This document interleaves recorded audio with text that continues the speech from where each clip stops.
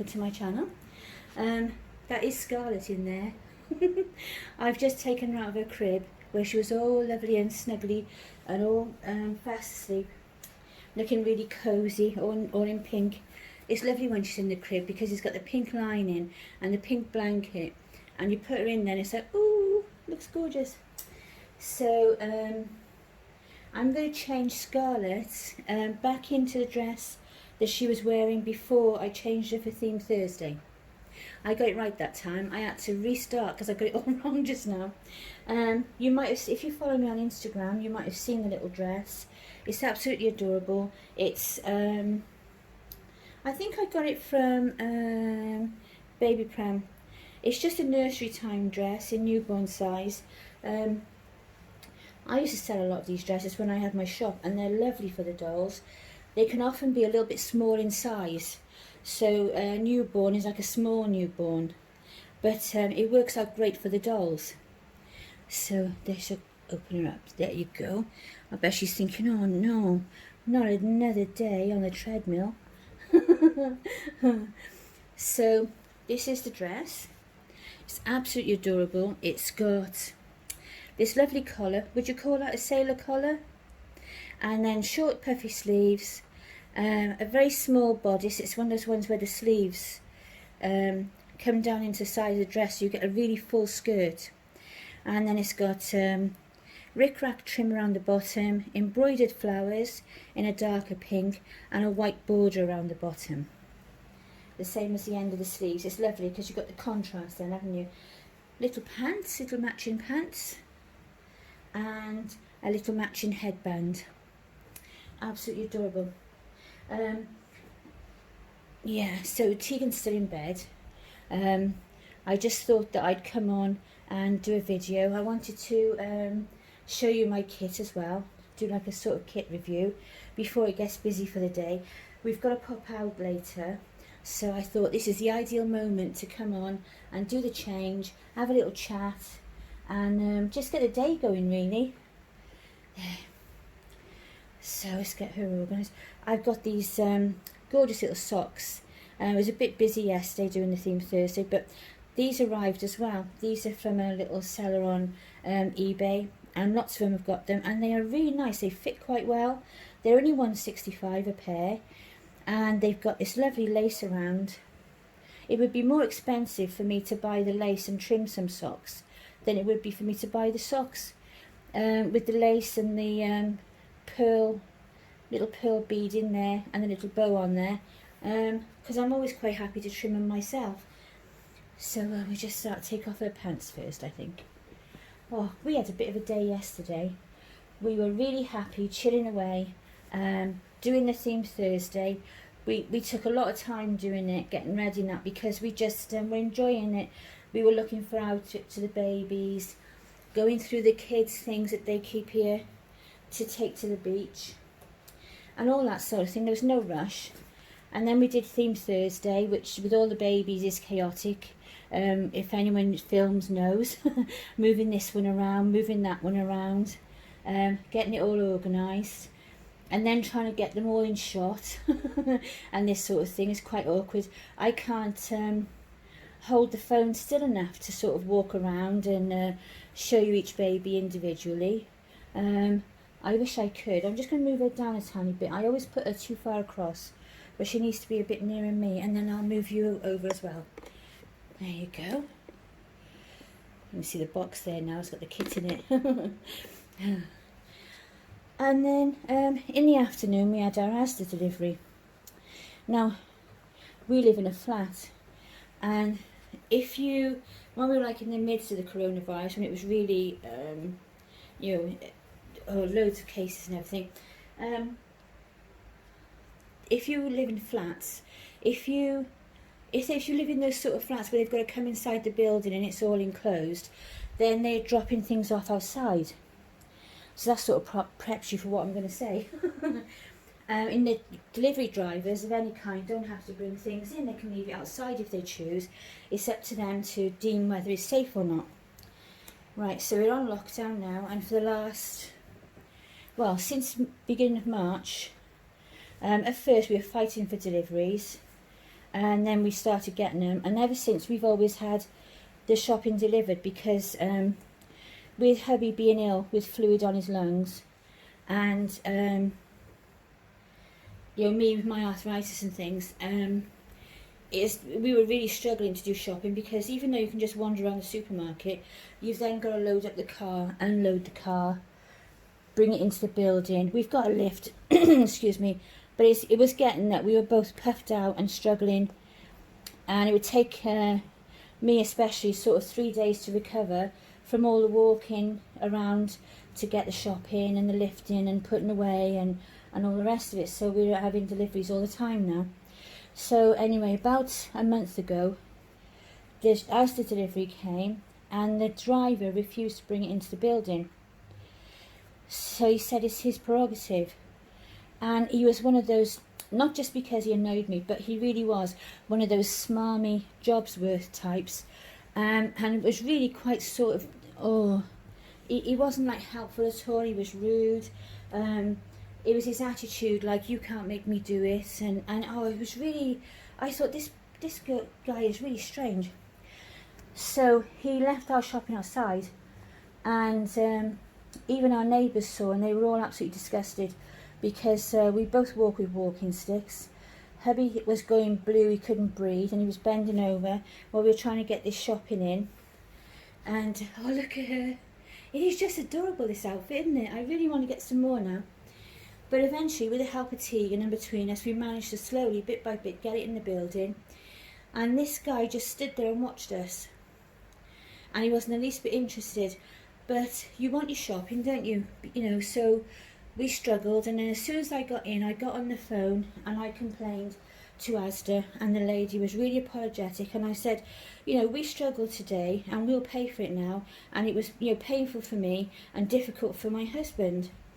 And I said, the thing is, what if he suddenly turns up somewhere and the people cannot even struggle to get the things? What if they're in a wheelchair? What if they're, you know, can't leave? And at the time, we were still shielding, so we're not supposed to go outside. So anyway, she was really apologetic, and I didn't go on Asda for all the weeks after. And then this week I thought, I've calmed down now. Yeah, I know, it's sod's law, isn't it? I've calmed down now, and they've got a delivery available. Surely it won't happen again. Well, it did. It was the same driver. So I answered the intercom when he buzzed, and I said, okay, I'll let you in, thank you, you know, like you do. And he said, no, you have to come down and get it. And I'm like, you are joking. And he said, no, you have to come down and get it, it's the rules. And I said, you're the same driver that refused to bring it in before, aren't you? And he's like, yes, I am. Ha ha ha. And he literally giggled like that at the end. So I said, that's okay then, mate. I said, take it back. You can stick your shopping. And he said, and then I just put the thing down, so off he went. So I come back inside and I thought, this can't be right. So I got onto Asda straight away and phoned him up. And the man on the other end of the phone was so rude, he wouldn't even let me explain the situation. All he kept saying was, it's the driver's prerogative. And I said, look, I'm disabled, my husband's ill, he's 70 in November. I said, it's a real struggle for us. We're ordering things like bottles of water and things like that because we can't carry them. You know, it's a home delivery. You've taken the money off us to pay £4.50 for our delivery, and you're not delivering it to us. You know, we can't run up and down with these things. And but he wasn't having any of it. He said, it says on the website it's the driver's prerogative. I said, yes, that's for enclosed flats. We're not enclosed flats. We've got open staircases, excuse me, and all our doorways are on open balconies. So I said, and besides that, every other driver from Asda in the last 5 months has delivered our shopping with no problem, helped as much as they can while social distancing, been polite, chatted, helped, you know, done everything they could. I said, we've had Asda, Morrison's, Iceland, Sainsbury's and Tesco's, and they've all been brilliant, no problem at all. It's only this one driver that's making everyone's lives difficult. And he said, we have no special consideration whether you're disabled or old or sick for any of our customers. All our customers on Asda are treated exactly the same. And I put the phone down then, I had enough. So then we had to get the shopping trolley and pop across the road. Now, we don't live far from Lidl, ironically, but it's the actual physicality of doing the shopping that is getting too much. So we decided now, and of course I'm still like running on adrenaline, I'm angry now, aren't I? So we get Teagan, me and Teagan were in our lounging clothes, so we got dressed and organised, and we walked across the road. So of course before we even get there, hubby's out of breath, and it's only like 200 yards across the road. And we get in there, and I'm putting a few things in the shopping trolley, and then my next door neighbour had given me one of those shopping trolleys you pull along, because I'm thinking we'll be alright, we're only going to get a few things. Well, we should have taken a car, because we had to struggle back then, which was our own fault, because we didn't realise how heavy these things were going to be and how we couldn't do it anymore. So we were a bit stuck. Teagan's trying to, oh, traffic. Teagan's trying to carry a quite heavy, you know, for her age, shopping bag. Herbie's trying to carry a shopping bag in one hand, his walking stick in the other, and his lips are going purple because he's trying to breathe. And I got the shopping trolley and in one hand and my walking stick in the other. And I was thinking, why on earth did I do this to myself? This is such a silly thing to do. So I won't be doing it again. But I was just like, with the situation and everything, I didn't think it through. So anyway, I've booked back with Tesco's now. But I thought, how disgusting to treat you like that. And then when you try and say about it, you know, and I thought to myself, I was really upset afterwards, which was another reason why I wasn't thinking straight, because I thought to myself, never before have I felt so old and vulnerable, and nobody cares. You know, nobody can care about you. And I thought, God, that was really, really upsetting. I felt awful.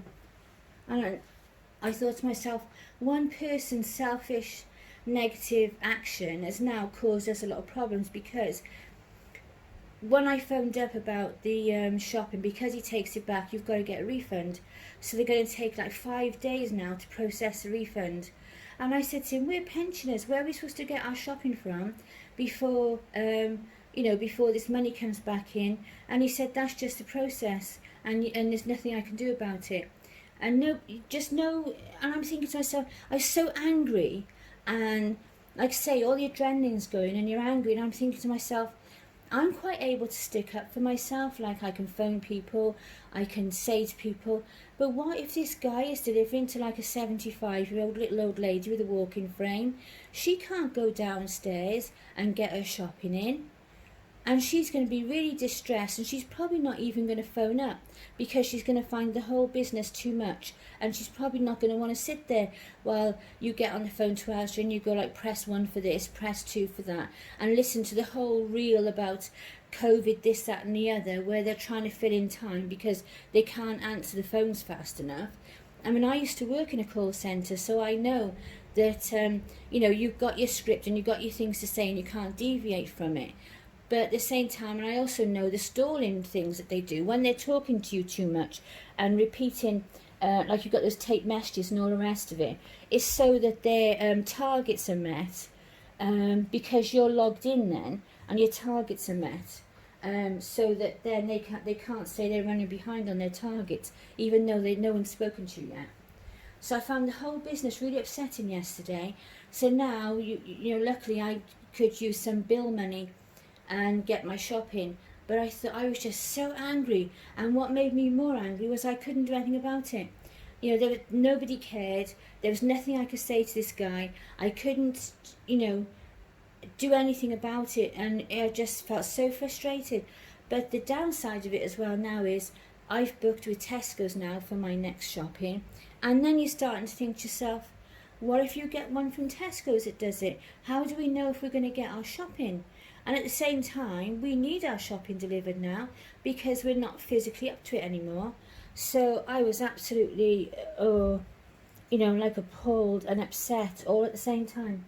So I didn't want to come on, and I wanted to chat with you, my friends, about these sort of things and say about it, and say just be careful if you do your online shopping, and make sure if you're in a flat or anywhere that's a bit enclosed, you know, make sure that you are going to get your shopping, because you know, you might not, and you might be really stuck.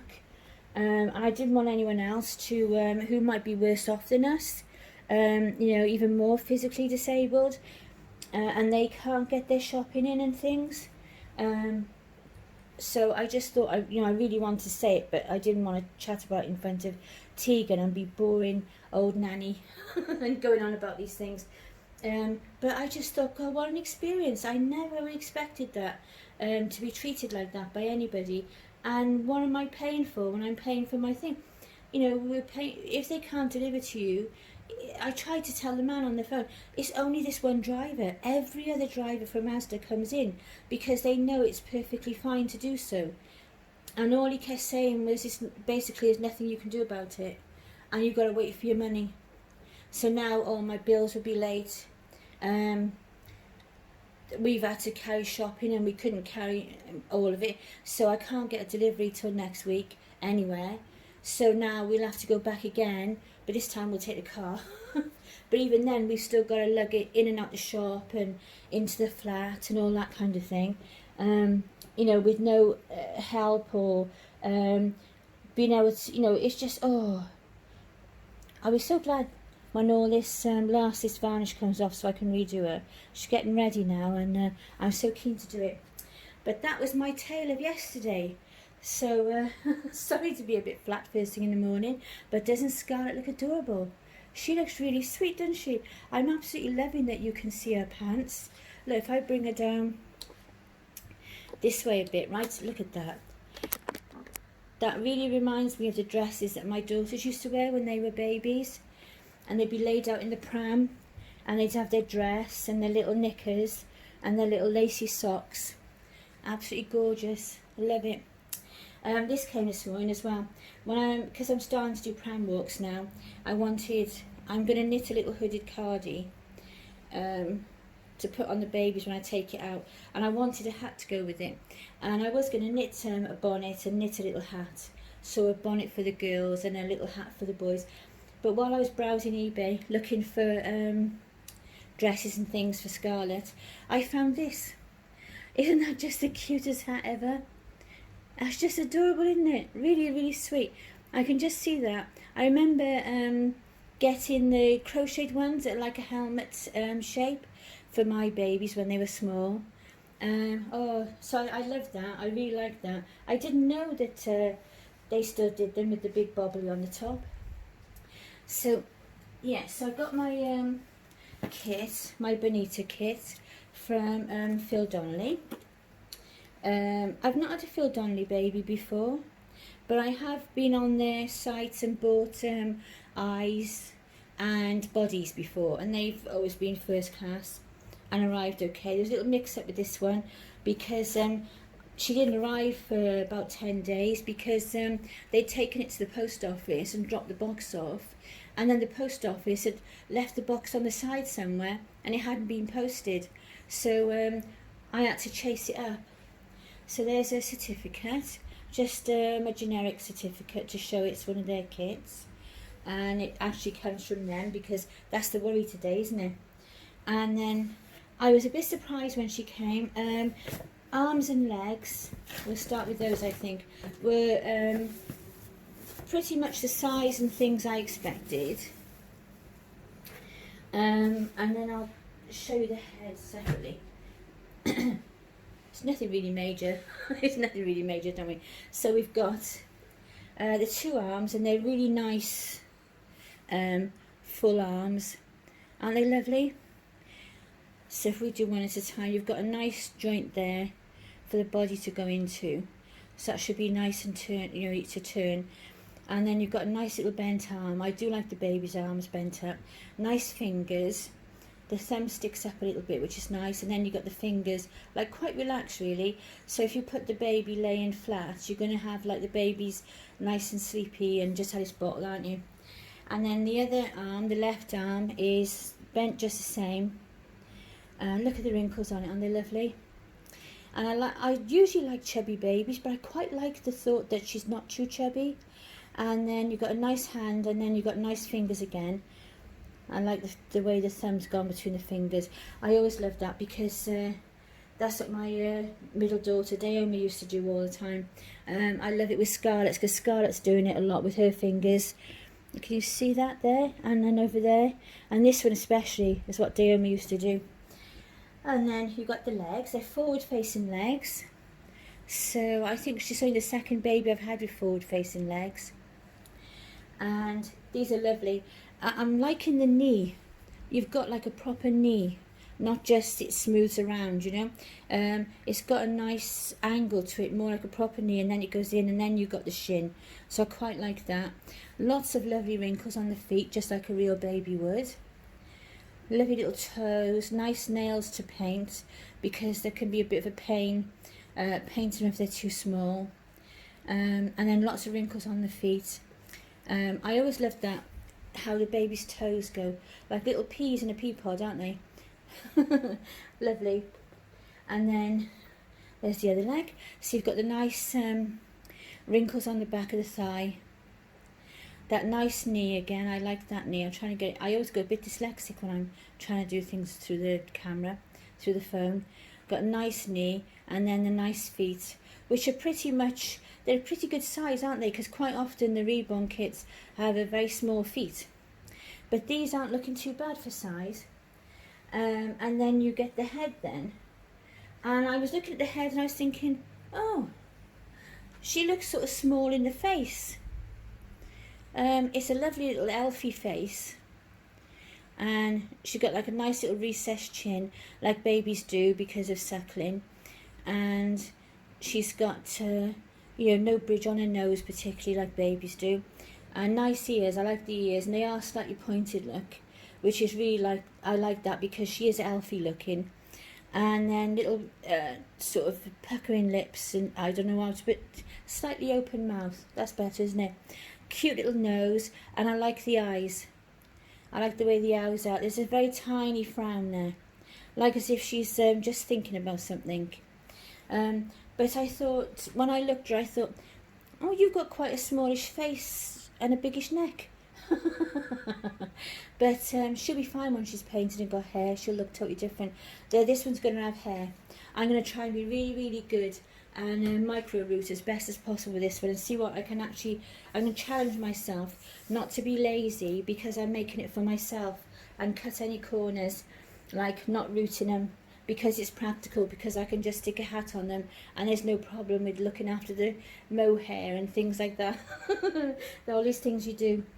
So there you are. So that's my sorry tale and this lovely kit, which I can't wait to start. I've got a root chase for Teagan first before she goes home. She's going home in about 10 days now, so so she's ready for school and this sort of thing. So that'll be strange coming on without her. I'm going to go try this hat. I can't resist. I'm going to try this hat on this little head. It's too big for this one. Look at that. Oh, she's going to be tiny. She's 19 inches, the same as Scarlett, but she's going to be a dainty one, isn't she? So I quite like that. And my idea for names at the moment is Elsie.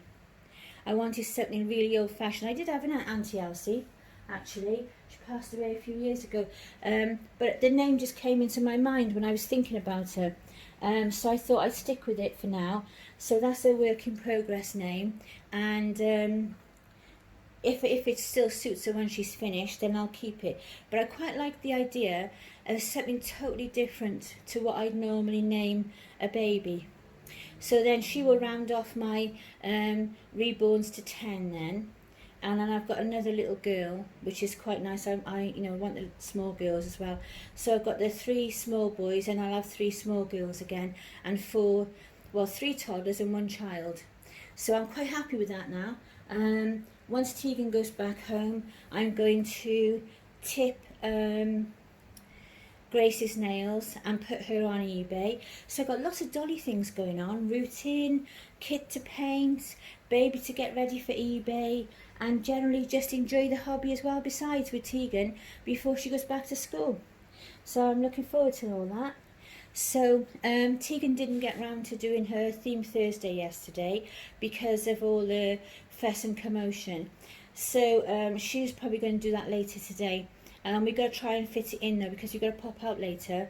Not for long, but it does mess up the day, doesn't it, when you've got to pop out, when you've got filming to do. Because it takes so long to get the babies ready, film it, then you've got to edit it, which I can do later actually. So if she does pop on, it might be on her channel, which is My Dolly Days, maybe a bit later.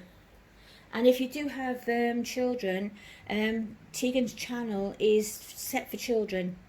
My channel is set for adults, but Teagan's channel is set for children. So and she comes up on the children's YouTube, and you know, anything that's suitable for children.